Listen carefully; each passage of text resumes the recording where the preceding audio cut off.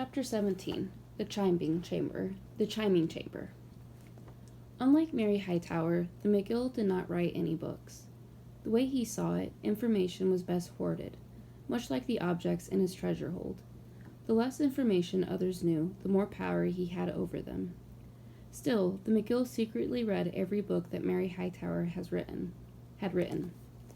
At first he found it all very amusing, because Mary's information was wrong as often as it was right.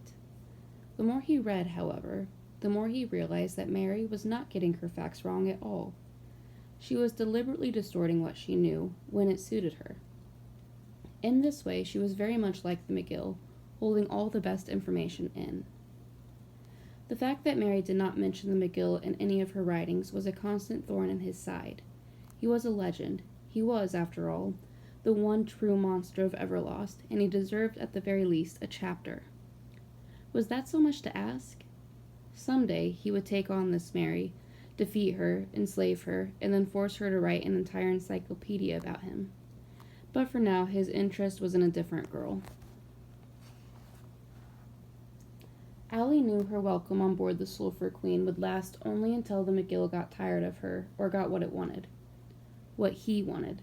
Because Allie was reasonably certain that this beast was male. Either way, her time was limited. Besides, she didn't have the patience to wait. She simply had to find out if Nick and Leaf were here. Once in the guest cabin, Allie waited until the sound of Pinhead's footsteps faded. Then she quietly opened the door and snuck out.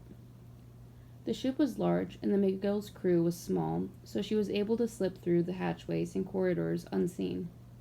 On the occasions that she did encounter the McGill's ugly young minions, they made so much noise that Allie had plenty of time to hide. A ship has many places to stow prisoners, so she methodically explored every dark corner, ignoring the hideous rotten egg smell, which grew as she went deeper into the bowels of the ship. Finally, she found the ship's massive holds. By the stench and the yellow residue on the ground, Allie suspected the holds once carried sulfur, but now they held the spoils of the McGill's pillaging raids. She marveled at what she saw in each of the chambers, wondering how these things had crossed over. Had someone died in this leather recliner? Was this stained glass window so lovingly made that it crossed over when the church burned down? And what about this armoire, complete with wedding dress and tuxedo hanging inside? Did the bride and the groom get where they were going on an ill-fated wedding night? Was their love like Romeo and Juliet's, not meant for the living world?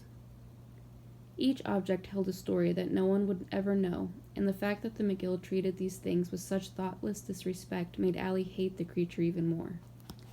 She opened the door to the fourth and final hold, expecting to find more piles of the McGill's treasure.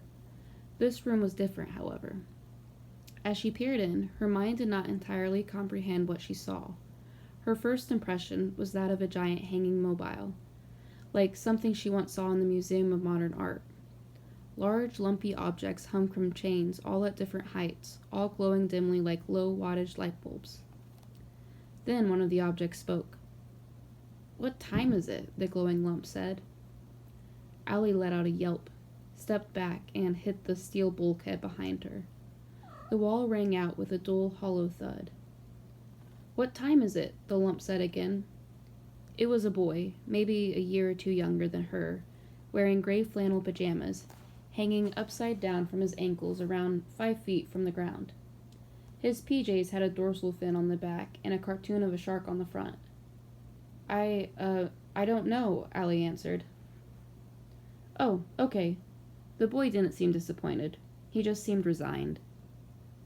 "Careful," said a girl hanging next to him. "He's a biter."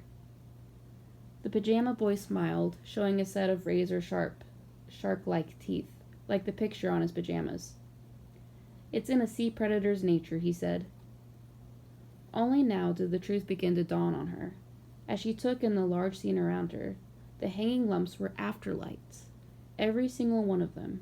There had to be hundreds of kids, all hanging upside down. The act of chiming was invented by the McGill, and he was proud to claim responsibility for the idea. Since it was impossible to hurt someone in Everlost, and since the McGill so wanted to inflict distress, he came up with a whole new form of torture, functional in several different ways. First, because it provided an efficient way of storing those afterlights he had no immediate use for, and second, because he created a hopeless sense of abject boredom in his victims. Simply stated, the act of chiming was to hang someone upside down from their ankles by a long chain or rope. It didn't actually hurt the spirit being chimed, but it was a pretty dull way to spend one's days, and if boredom was the closest thing to suffering that the McGill could inflict, he would have to live with that. In any case, it was entertaining for him because he would often go down to the hold and begin swinging people. They would collide into one another, grunting and oofing as they bumped, like human wind chimes, and hence it became known as being chimed. When Nick was first chimed, he wasn't sure whether it was better or worse than being in the pickle barrel. The rotten egg smell was certainly worse than the garlic and dill of the pickle brine, but then, at least here, he did not feel so alone. Leaf, who had reached a state of nirvana in his barrel, took it in stride, smiling all the while, and Nick eventually decided being alone would be better than hanging upside down next to a happy camper. But then, it was better than being next to the screamer, or that kid who was trying to turn himself into a shark. As soon as the Ugloids had finished stringing them up, they painted numbers on their chest in black. For reasons Nick could not figure out, he was number 966, and Leaf was number 266, although the kid had drawn the 2 backwards. "Your hair looks funny," Leaf said as soon as the Ugloids had left. "It stands straight up." "No," said Nick, intensely irritated. "It's hanging straight down." Leaf just gave him an upside-down shrug. "Up is down in China, and you're part Chinese." "Japanese dweeb." Nick reached out and slugged him on the shoulder, but that just started them both swinging into the others who were around them. "Hey, watch it," said some kid. "It's bad enough when the McGill comes down here to swing us.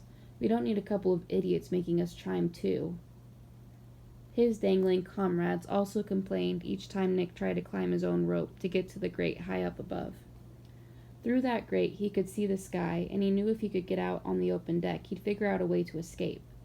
Unfortunately, the ropes had all been greased, and he never got more than 10 feet up his rope before falling down again and swinging into the kids around him, setting off a chain reaction of whining, which in turn reminded the screamer to start screaming, and everyone blamed Nick. So, aside from the occasional fight, group sing-along, there was nothing to do but wait until the McGill found a use for them. Nick had this fantasy that Mary would come with 100 of her kids to rescue him. He never dreamed that his rescuer would be Allie. Oh my God. Allie stood there on the sulfur-dusted floor of the chiming chamber, still unable to believe what she saw. She tried to count how many of them were there, but there were simply too many to count. There were numbers scrawled on their chest, and some of those numbers were up to high hundreds. "Are you here to free us?" Girl 342 asked. Since Allie didn't know if a rescue of this many afterlights would ever be possible, Allie didn't answer her. Instead, she asked, "I'm looking for 2 boys. They wouldn't have been here long. One is named Nick, the other Leaf." Then a voice from high above called down to her. "They're on the other side." It was an older boy in a Boy Scout uniform, with rust-colored hair sticking straight down like an upside-down flame. His was the shortest rope.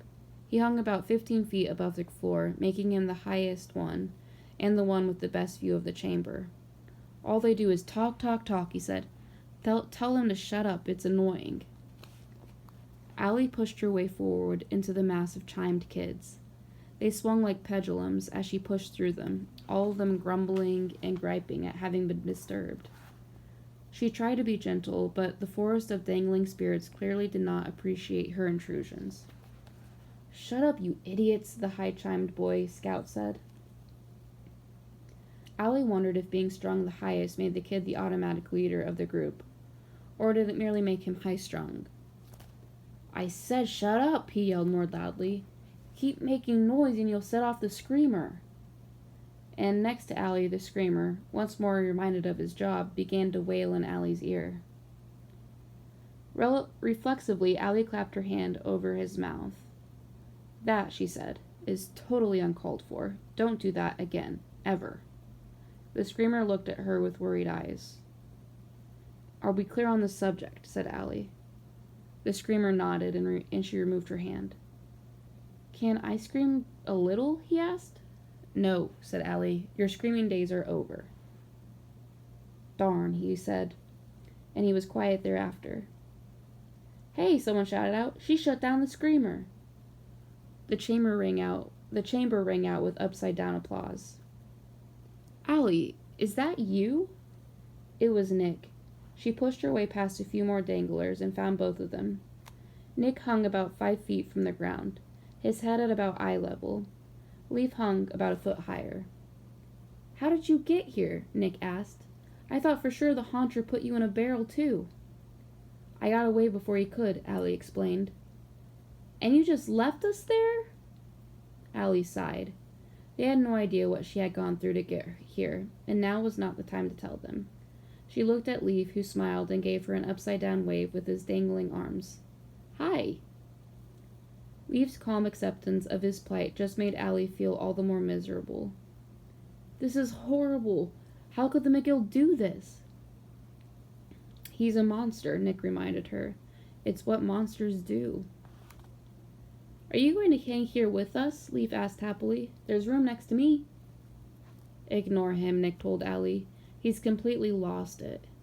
Nick squirmed and bent his knees until his hands could get a grip on his ankles. Can you cut us down? Then the kid up top called down to them. If you free them, the McGill will throw all three of you overboard. He may get so mad he'll throw us all overboard. Allie knew he was right. The McGill was both mean-spirited and unpredictable, and besides, if she cut them down, where would they go? Even if they got out of the hold, they were still trapped on the ship. I can't free you now, she told them, but I will soon. Hang tight. She grimaced at her poor choice of words. So, you're just going to leave us here? Nick said. Don't be a stranger, Leaf said merrily. I'll be back soon, I promise. You promise. You also promised the visit to the haunter wouldn't be dangerous, Nick reminded her. And look how that turned out. Allie made no excuses because he was right. This was all her fault. Allie rarely apologized for anything, but when she said, I'm sorry, this time it carried the weight of all the apologies she had never given when she was alive. Then she hugged them awkwardly, setting them both slightly swinging, and left before her emotions could get the better of her. End of chapter 17.